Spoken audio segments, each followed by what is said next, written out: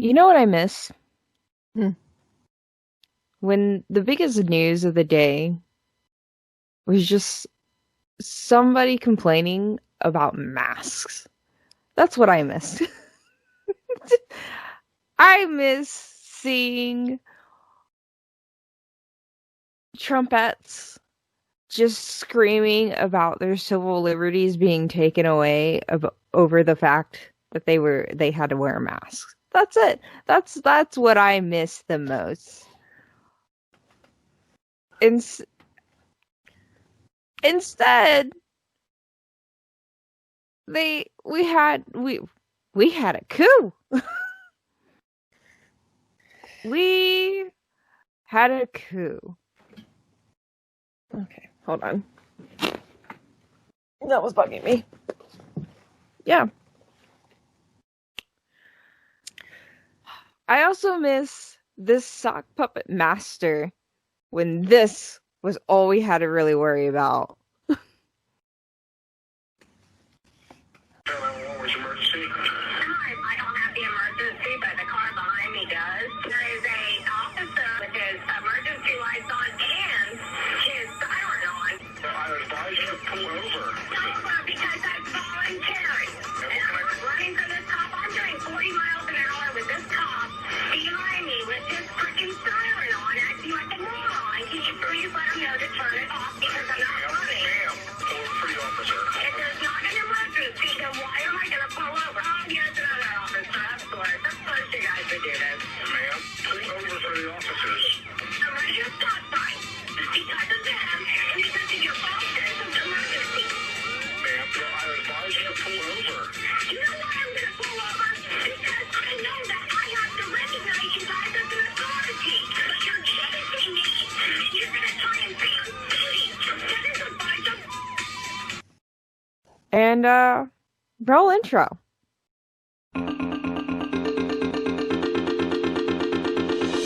I'm Rebecca. And I'm Deanna. And we're the Halfwit sisters.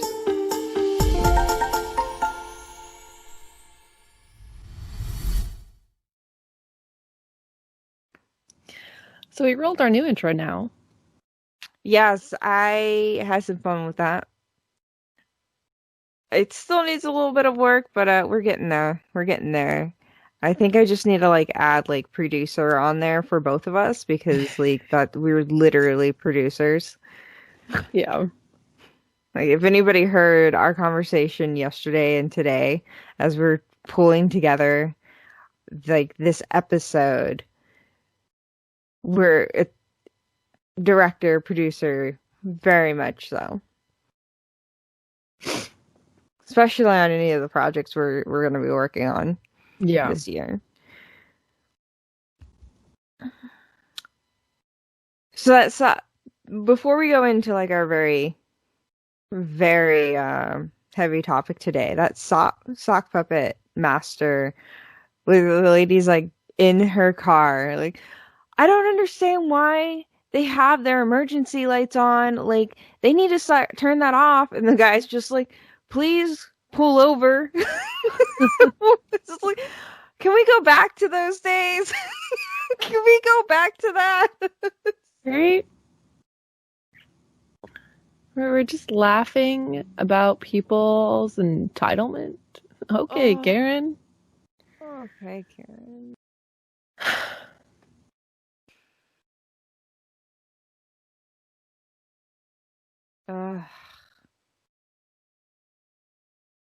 Last episode, we talked about, I don't know. What was it? Whatever it was, here it is. I talked about Wonder Woman, you talked about the Minecraft stream SMP, and then we talked about cancel culture.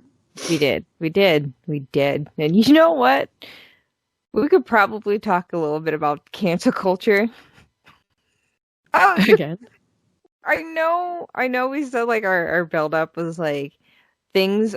Today we're going to be talking about, our heavy topic today is talking about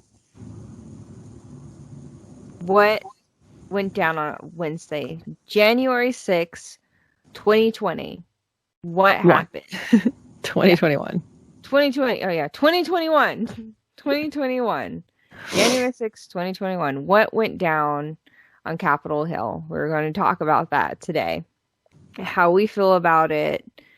Like, I know we say every time, like, we're not a political podcast, but we cannot talk about this. We can't turn a blind talk about this. Yeah, we can't turn a blind eye to this. But before we fully get into it, last time we talked about cancer culture, today, so I feel like we have to mention this. Trump has been removed from every single social media platform out there. And the one platform that he might not have been removed from, Parler, got removed. Right. Parler was a conservative social media that was on the Amazon Web Service. Yes. Servers. Yes. And Amazon was like, yeah, we're not going to support you anymore. Yeah. After everything went down.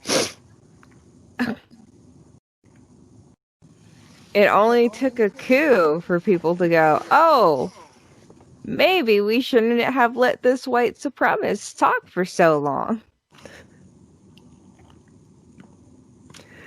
Yeah. So yeah, he got canceled. Hardcore. And honestly, I hate cancel culture. I've admitted that, but I'm not mad about this. Because sometimes it cancels the right people. And people have been nearly like, oh, it's an invasion of his First Amendment rights, his freedom of speech, Ooh, and if Congress had made a law saying he wasn't allowed to be on those platforms, they would be correct. But private companies can't violate your First Amendment rights. Mm-hmm. They're allowed to say no because it violates their terms and conditions. Like inciting violence does. Mm-hmm. So when you incite violence and incite a coup onto the Capitol. Or an insurrection. Let's use the correct word that everybody's been using. An insurrection. Then you get banned. Right.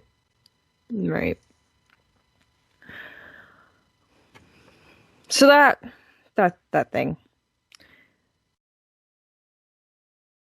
So here's how we wanted to structure our show. We wanted to talk about things that we have personally lived through. Like, not like we have been there and lived through it, but things in our lifetime that we have seen. Then went down on Capitol Hill, and then kind of like how we feel about everything.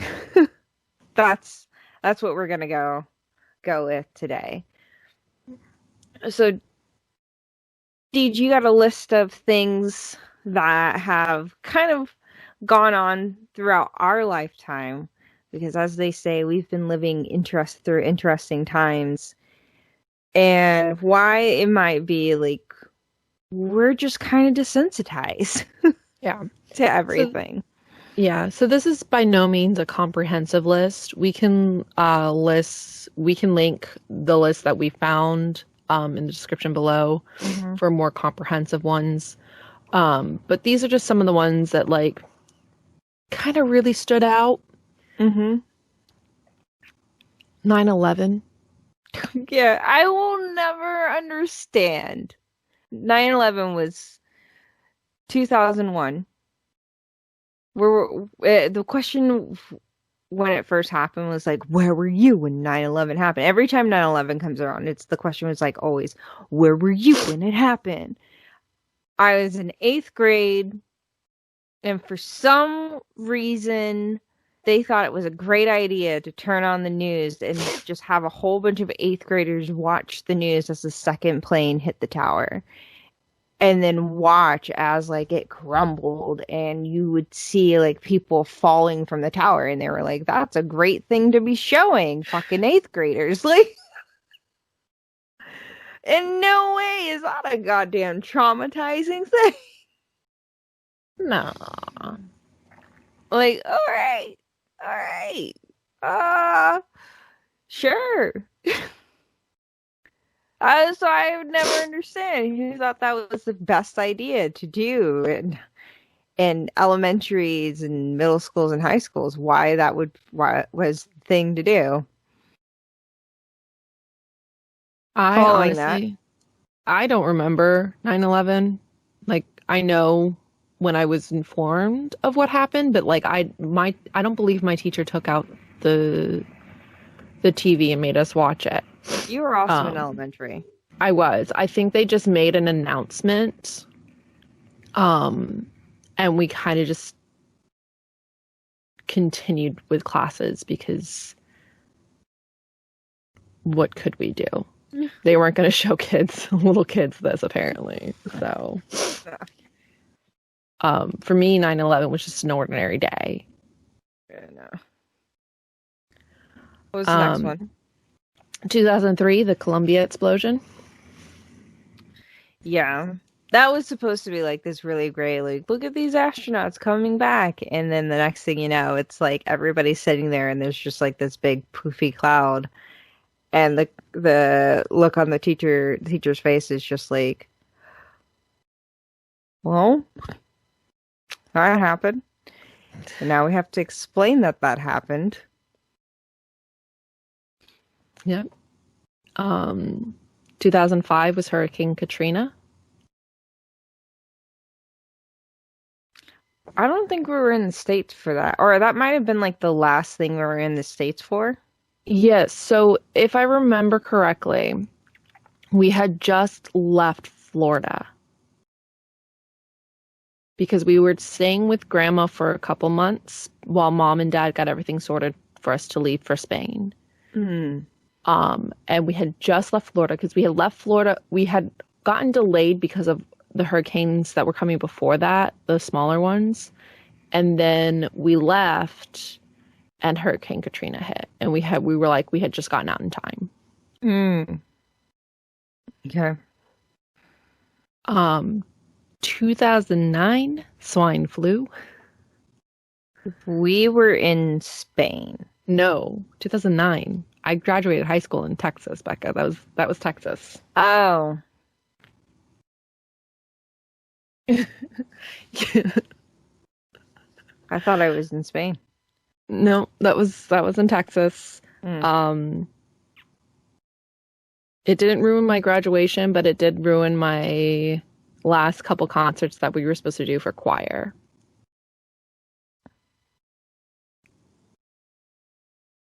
That was swine flu. That's what everybody's been comparing, like the response of 2000, wow. The response of COVID to the response of N1H1, that whole breakout, to the way Obama handled it to the way that Trump handled it. Yeah. But the big difference is swine flu was a public health outbreak, and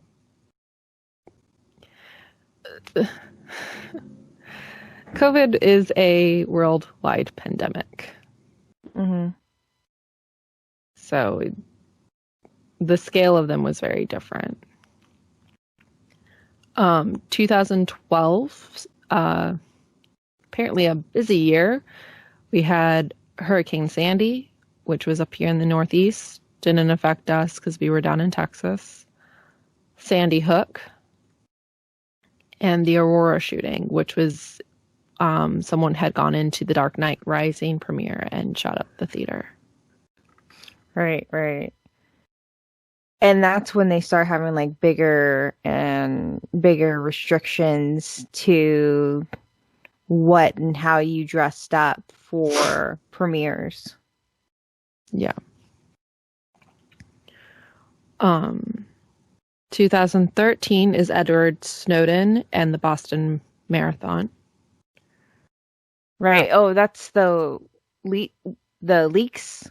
Edward Yep. Snowden, the leaks. Yep, he leaked NSA information about U.S. citizens. Mm-hmm. Or how the government was getting information on U.S. citizens. Yeah. Not actual information on U.S. citizens. Yes. But how the government was actually tracking and gathering information on U.S. citizens. Yes. Mm-hmm. 2016, the Pulse shooting. Mm-hmm. That's the gay nightclub. Yep. 2017, the Vegas shooting. Mm-hmm. And then 2020. Yeah. And then right into 2021, where not even we don't even get a week into what we were hoping was going to be a better year.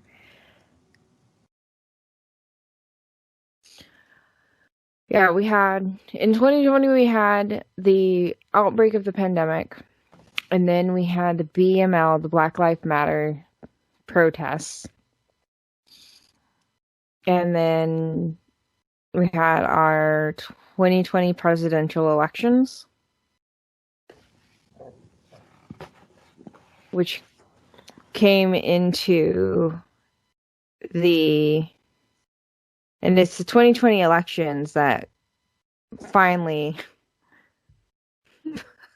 come into the Capitol Hill riots, which come up into the Capitol Hill riots, which were to certify the electoral votes for the presidential election, for the 2020 presidential elections. Yeah. So we didn't even, we're not even talking about the war that got started after the 9/11. That's still been going on since then. Right? That was started by George Bush. And I know there's people that'll be, whoever watches this, that'll get into our comments and be like, well, that's not exactly how it goes. From my point of view, that's how it went. I know there's a whole bunch of jokes about we went to Iraq and Afghanistan to get the oil, but from my point of view, it was because there was an attack on U.S. soil that was then claimed by Osama bin Laden and his crew. And we knew that they were either in Iraq or Afghanistan. And we knew that there were more threats in that area. Or hey, yo, do something about it. And also, well, you started it. Now go ahead and finish it. Also, do something about it. And we know you have some weapons of mass destruction. You really shouldn't. So, knock that shit off. Yeah. And they were like, no. And we were like, okay, then we're going to come over and do it for you. Yeah. And so we did. And, from my perspective, it's very much that, but it was also just you know what? Two birds with one stone. Let's see what that oil is doing too. But it wasn't the major thing that brought us there. Mm-hmm. When we were there, it was kind of just well. Oh, you happen to have this resource, I guess. Yeah. I don't know. I never thought about that resource being one of the things. I'd always just assumed it was the whole terrorism thing, and that was it. Yeah. And then the next thing I know, this is how innocent that I was to the whole thing. I was just oh, what oil? Why is people joking about oil? Why would we be joking about oil? Because we have an untapped resource here that's got billions worth of oil that we could easily have survived off of. And then people were but that was me and my naivety. But anyway, but that's not what we're talking about here. We're talking about our response to the Capitol Hill riots and why some people insist it was it came out of nowhere when it really, really didn't. Mm. And I'm going to say this because it amuses me. The writing was on the fucking Twitter wall. Mm. Yeah, honestly, it truly was. It's been there since the beginning. Yeah. But not even before that. Like, the problematic language has been there for a long time. Yeah. And so we'll segue into this. His problematic language has been there since the beginning. People, and especially around as this election was rolling out, like, people were pulling out and pointing that his racism and misogyny has been on display for decades. Yeah. For literal decades. And one of our relatives that I talked to recently, who was definitely pro-Trump, was like, I thought he was a better person than this. During his original run as president, during his first run as president, recorded evidence came out and said, grab him by the pussy. Like, no, he's always been problematic. He's just had a fabulous PR team. Public relations yeah, that's team just locker room talk. Yeah, that has been wonderful at covering his ass, but also you have had a viewer base that has been able to do some mental gymnastics that have justified everything that he has ever said. That it's either, like you said, locker room talk, or like, oh no, that's not how he meant it. I'm sorry. He was on an international debate stage, and he said, Proud Boys, stand back and stand by. Stand back and stand by, when he was told, denounce them right now. Vice President for not specifically calling out Antifa and other left-wing extremist groups. But are you willing tonight to condemn white supremacists and militia groups and to say that they need to stand down and not add to the violence in a number of these cities, as we saw in Kenosha and as we've seen in Portland? Sure, are you I'm prepared to do specifically do it? Well, go ahead, sir. I would say almost everything I see is from the left wing, not from the right wing. So what are you saying? I'm willing to do anything. I want to see peace. Then do it, sir. Say it. Do it. Say it. Do you want to call him? What do you want to call him? Give me a name. Give me a white name. Supremacists and who would right you like me to condemn? White supremacists and right Proud militia. Boys, stand back and stand by. But I'll tell you what.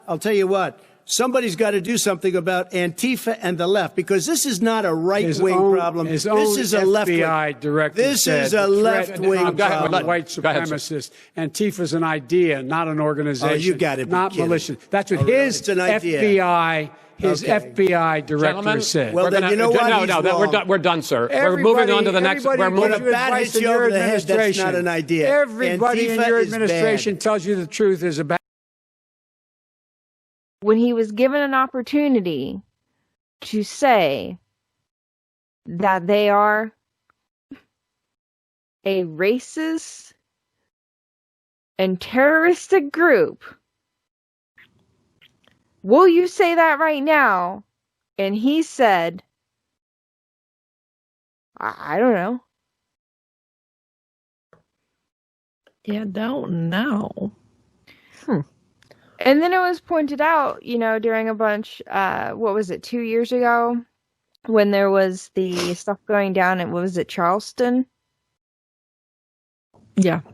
And he was like, oh, there are fabulous people on both sides. When it was white nationalists beating up on some.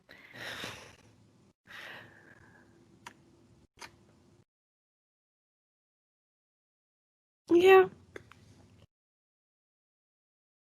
In every instance, when he was faced with any sort of racism and misogynistic stances, he absolutely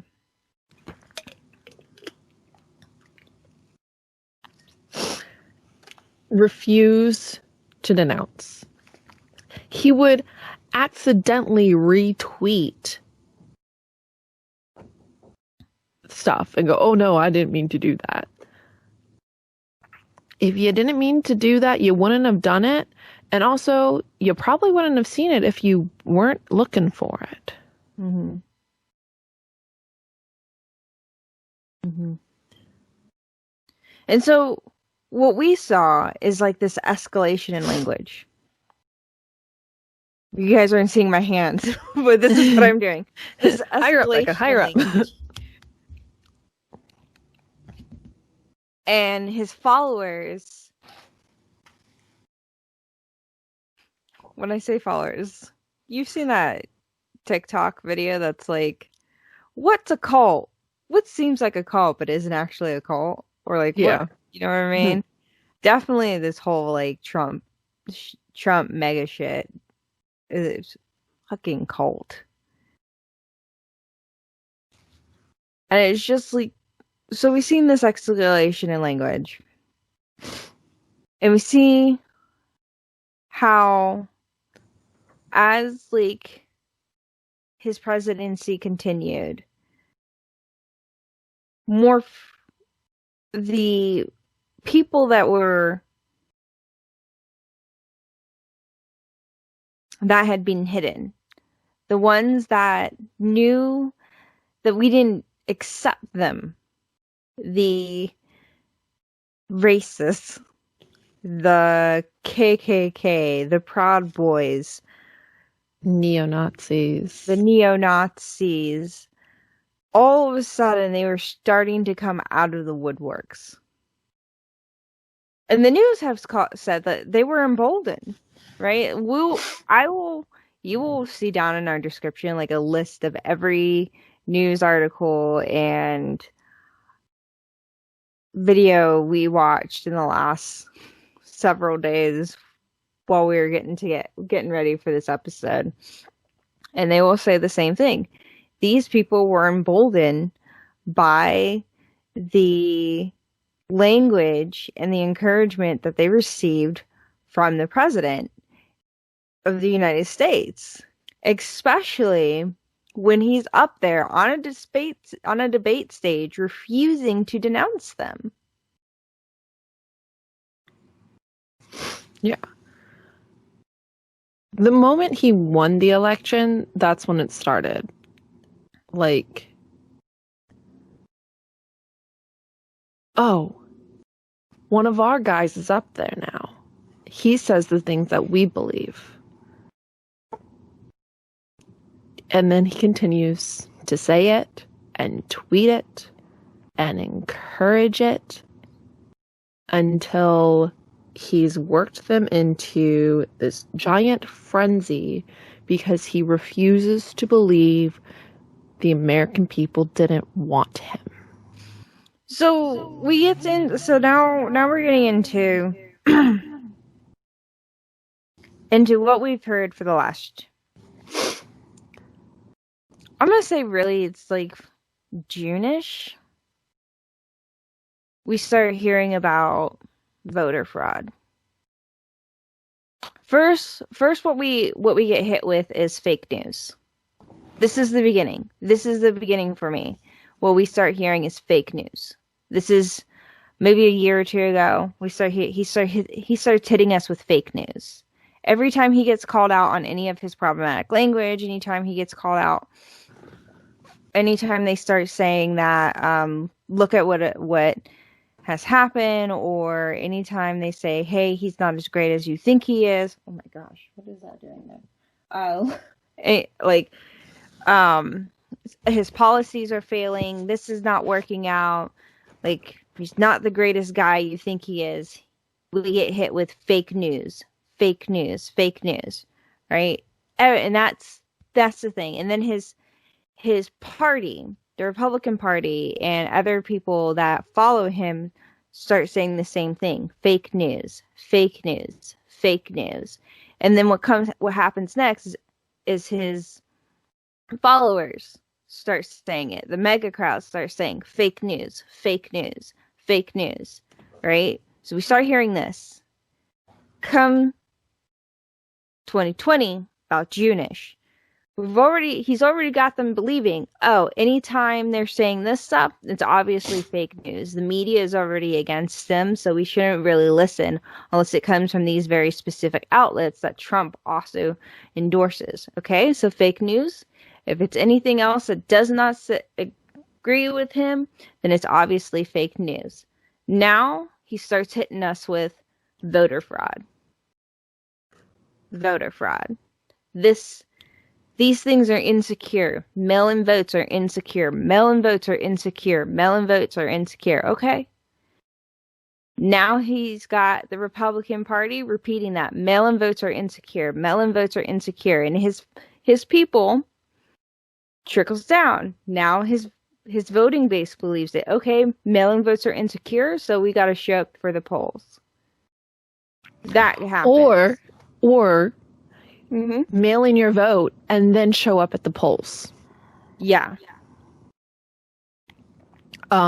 That is voter fraud. Yeah. That right there is voter fraud. You do not do both. The articles that I found where they were saying like some of the voter fraud that they did find were from his base. Let me guess. They voted by mail and then showed up.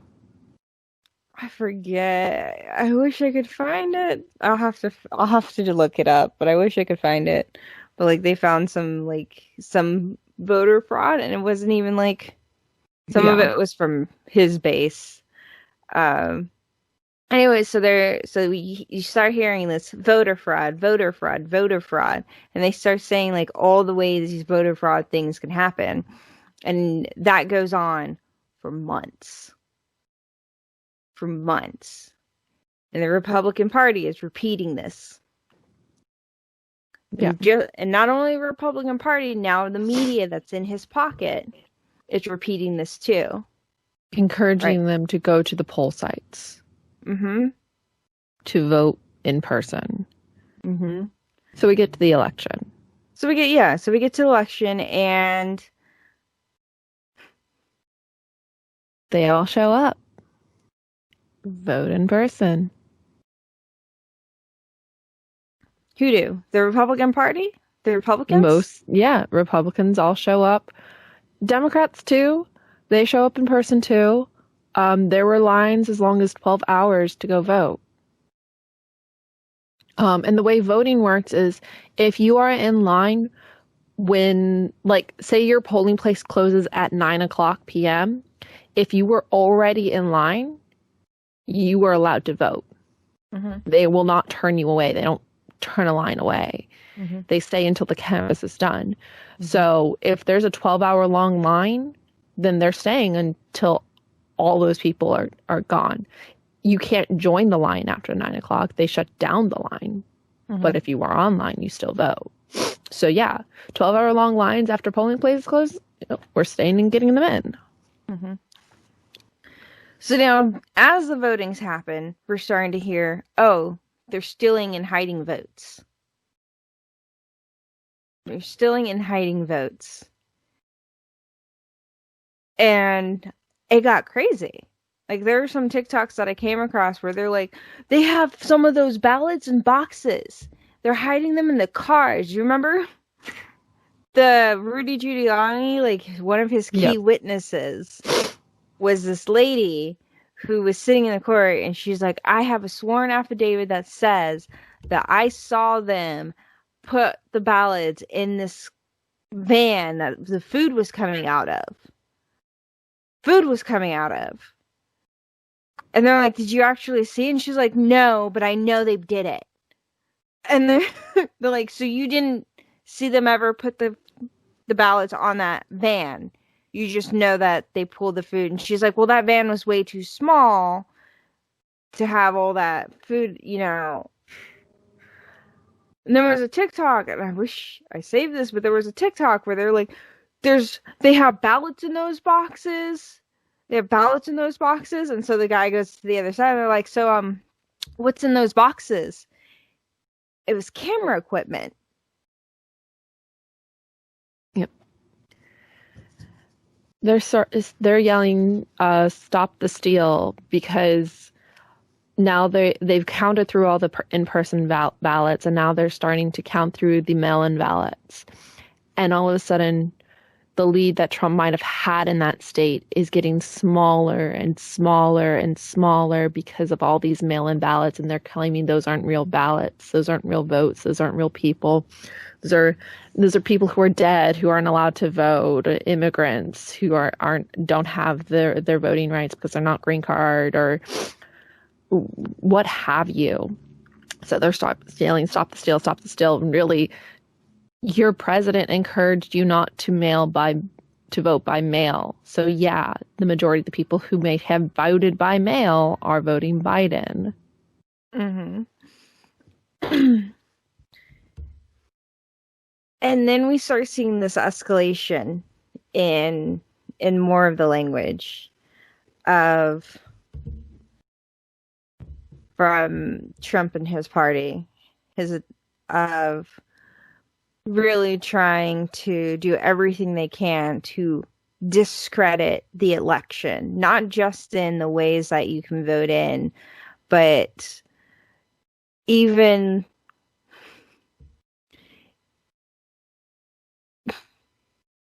like, it's just, when that phone call came out, I just need 11,070 votes. We have them. We just need to find them.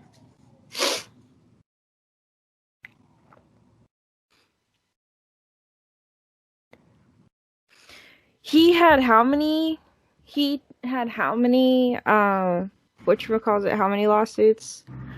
Something like 60,000, not 60,000, 60 lawsuits try to go through the different courts, trying to say that there's voter fraud and you should search for it, and all of them failed. Every single, he fired everybody that did not agree with him. Everybody, all the way up to Alex Burr, who was his attorney general? I don't remember. All the way up to his attorney general, who was his man of man. All the way up to that guy was there's no voter fraud. There isn't any. They couldn't find any. His own lawyers, the 60 lawsuits, could not provide any voter fraud, any evidence.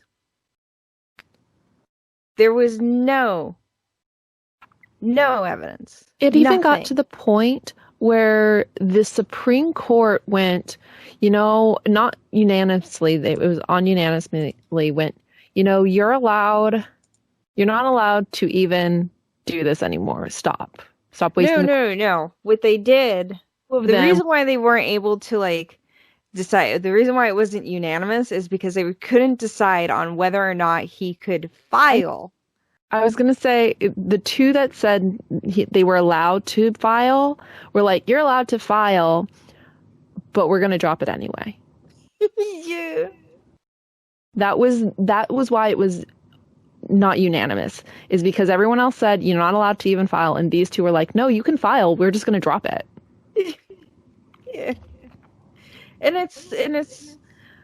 for a lot of people it was funny because it seemed he had just stacked the Supreme Court in his favor after he elected Amy Bennett. Mm-hmm. And even she was just yeah, thanks for getting me in the office, but I'm not going to actually do anything for you. So now she has this cushy job, and you can't do anything about it. Yeah. So it was he seemed to have stuck the deck in it. It seemed to he had stacked the deck in his favor, and it just wasn't working out for him. Everybody that he put in key positions came back and was like, Mr. President, there is no voter fraud. Mr. President, it was a fair election.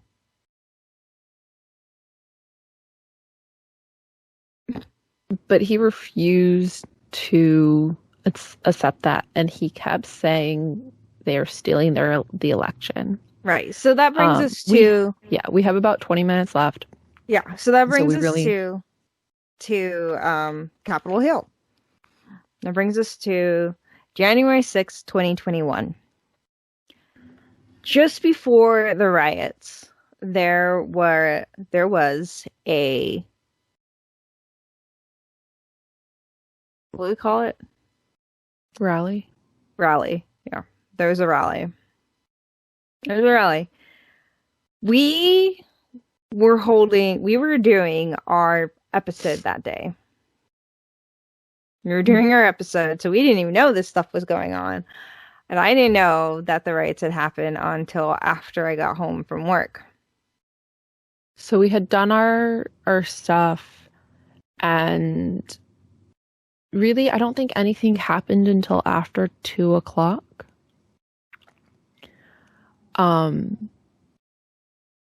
And that's when everything started going down. I saw on my Facebook feed that the Capitol was under siege. And the main posts that I saw were just like, if this had been a BLM protest, this would not have happened. Mm-hmm. True. Because when the BLM protest was there, they had the National Guard out. They were fully armed. Cops on like every step. But a pro-Trump rally... Where was everybody? So, like, we'll get to it a little bit later, but so the rally happens, and you have a whole bunch of... You have his son talking, you have a whole bunch of other people talking, and then it culminates in, like, Trump up there talking about telling the crowd how you won't take the country back with weakness. Yeah. And then he says, we're going to walk down there together and I will walk with you. And he doesn't. He doesn't. I will walk with you and we're going to go down to Capitol Hill. But the other thing, and this is what's pointed out in a lot of the news outlets as well, is that he said that Mike Pence, he pinned everything on Mike Pence at the end there, Vice President Mike Pence, that he would help them turn the election in there, like he would help them get the election and give it back to Donald Trump. Even though he doesn't have the power to do that. Yeah, which is what Mike Pence said. He's like, I don't have the power to do that. That is not within my power. And you think, for a group of patriots who believe so strongly in American democracy, that they would know how the fucking system works. Nah. So the thing happens, and they walk down there, and so many things happen. 5 people are dead. 4 protesters, 1 police officer. 5 people are dead. One of the videos that I saw was a black police officer being chased up the stairs by some of the rioters. So I know more of his story now. So I do too. I was just about to be like, let's talk about that, because I think that's one of the most interesting stories about it. His name is Eugene Goodman. Yes. Officer Eugene Goodman. I want to give him some time here. This is an image of him. We're going to put it up. Yeah. Let's actually give him some real good airtime here, because, like, this, of all the news, like, this is the thing. Go for it. Talk about going above and beyond. He is being chased by rioters. He's being chased by these rioters. And he gets up to the top of the stairs, which is where you'll see most of those videos. And you look to his left, and there's the Senate chamber that has not been fully evacuated yet. He knows that if he keeps trying to keep people from that, they will know and they will go. So he antagonizes the guy who's leading the charge and pulls them away from that chamber. And he leads them on this merry little chase up some stairs right into backup. A lot of people.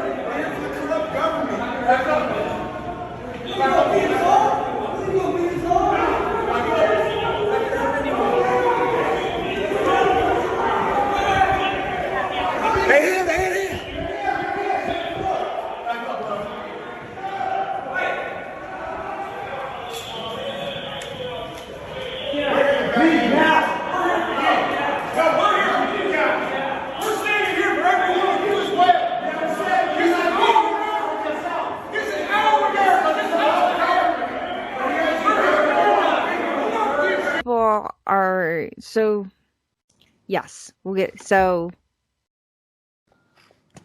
there's a couple things working for him in this. One, he's a black police officer, and the majority of the people in that protest are white supremacists. So he uses both of his blackness and his the mob mentality to his advantage. Yeah. Blackness and mob mentality to his advantage to lead these terrorists, these domestic terrorists, because that's what they are, away from the Senate. Away from them. That's some fucking quick thinking. Yeah. And you see that it, like, if you watch the video, it happens so quick where he's like, oh, I'm doing this. Mm-hmm. Instantly look, antagonize, and they're off. Mm-hmm. A lot of people that day were asking, like, where are the rest of the police? There's videos that are out there that show, like, when the rioters walked down there were police that opened the barricades. There were police that showed them around the building, and there were police that took selfies with them. So I've also seen the videos of the police trying to hold the barricade, but like not being able to. So they're told to retreat. So they retreat to try to regroup to hold a different perimeter. But because of how little of them there were, they can't. There's no hope of building a new perimeter because there's not enough manpower to do that. Right. So while yes, there were some police that did this and they should be reprimanded and fired, and held accountable for their actions, there are other police officers that tried and just couldn't. There's the video of when the woman gets shot that everyone keeps talking about. I've seen that video. Right before that she gets shot, I think there were like 3 police officers that were standing in front of that door, and the guy, the particular video that I saw was the guy who's recording is like, we'll make you a path, just go. We'll build you a path, just go. And he swivels the camera and you can see it is a horde of people, no space between them, right in front of these cops in this door. And so while the door is barricaded, they look at each other and leave. And honestly, I don't blame them. Right. And then right on the other side, that's where you see the CIA cops with the officer. guns. I think it was CIA or FBI. I don't know, but you see the Secret Service is what I'd go with, but you see the cops with the gun, And that's when, like, as soon as those cops step out of the way, that's when you see we're not going to put the video up because that would break terms of service per, YouTube has been very kind of not taking it down, but putting hey, this is a violent action and you need to agree to this. Yeah. We're not going to put it, we're personally we're not going to put it up, but yeah. It's one of the clips in our description.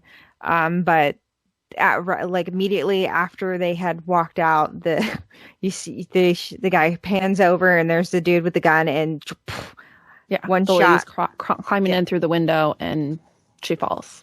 Yeah, down in one go. But the next thing that's following is, like, no point was the National Guard called in. And people are like, where are the National Guard? Why didn't they come in? Why weren't they there? That's because the only way that they would have been called in would have been if Donald Trump called them in. And he wasn't about to do that. No, I think eventually Pence did call them in. Right. But it was after everything had already gone down. That's why they were able to retrieve the Capitol and continue certifying the election that night. Yeah, but Donald Trump did not and would not call in the National Guard because that was his people. And so a lot of the imagery that you see that day is white supremacists. You saw one of the things that hit me the hardest was we'll talk about what are things that hit you the hardest there. One of the things that hit me the hardest was a 65 WE. 65 million was not enough. That's what that stands for, or is not enough. That is a neo-Nazi thing. 65 million was not enough. It's a neo-Nazi thing. There were tons of people wearing that shirt while raiding the Capitol. Another shirt you saw. Camp Auschwitz. Again, another neo-Nazi symbol. Another flag you saw. Ku Klux Klan was out there. Another image you saw. People in full tactical gear with zip ties. Zip ties. They weren't there to be a peaceful protest. They were legit there to take people as hostage. And another thing you heard was hang Pence. Yeah. They were not there to do a peaceful protest. They were there to cause mayhem, anarchy, destruction, and if they could, death. Could and did. Mm-hmm. So, yeah. When I found out that a lot of them were ending up on the no-fly list,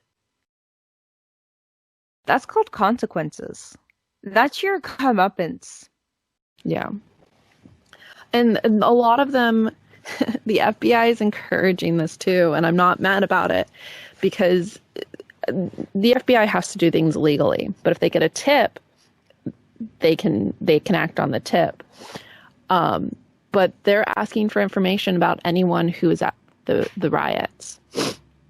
And so what people are doing is there's whole channels dedicated to it now of doxing them, of doxing these people, which is finding their information and putting out to the public. Because guess what? They're terrorists. Yeah. Yeah. There's that. I watched Stephen Colbert, and he was talking about how you can't even do crime right. Like, this lady comes out, and she's like, they're macing us. The guy's like, so what's your name? She's like, I'm this, and I'm from this. And we're like, you really don't know. Like, And like people who took part in the Black Lives Matter were like, you can't even do riots right. Like you don't tell them who you are. Like, come on. Also, that same lady, and I've seen it, is rubbing an onion on her face. Yeah, okay.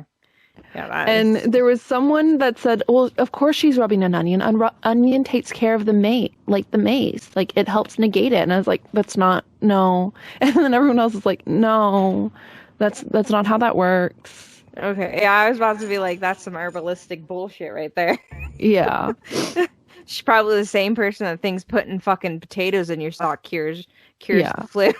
But you know she wasn't maced because she's crying because of the onion. And she's not red in the face like you would be if you got maced. Yeah. Fabulous. Acting at its finest. So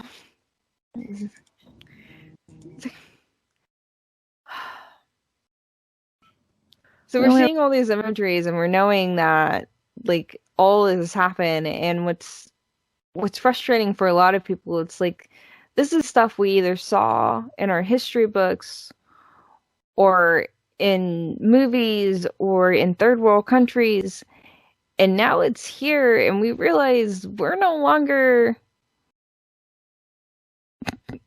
it's not a world away anymore, it's on our doorstep.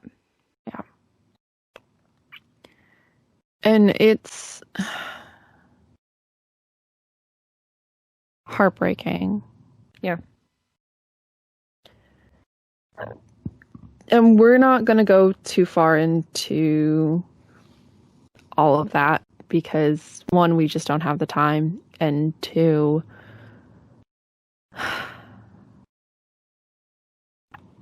there's so many emotions that we feel about what happened. We're still sorting through them. We're still sorting through them. Yeah. But it's sad and it's heartbreaking, and look, I love my country, I do. I love what it can represent, both home and abroad. I love the opportunities it presents to people, but I am not blind to its faults of we are not helping everyone here in the way that they should be helped. We are not giving them the same respect or encouragement or opportunities here at home that they deserve. And part of that is based on their race and their gender.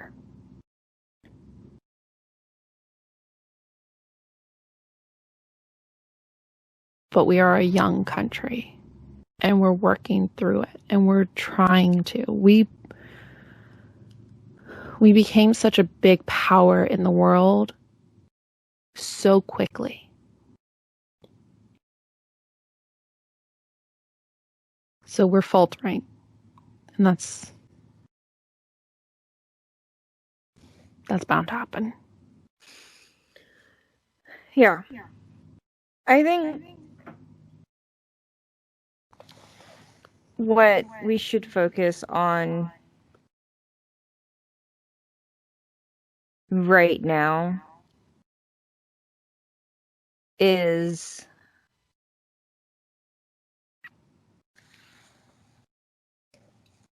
and I'm taking a long time.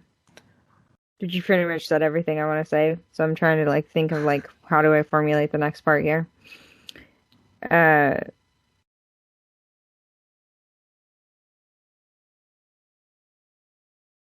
What happened at the Capitol undoubtedly is like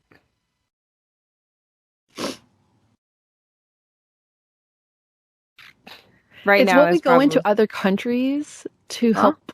It's what we go into other countries to help with. Right. Unfortunately, it's our own country.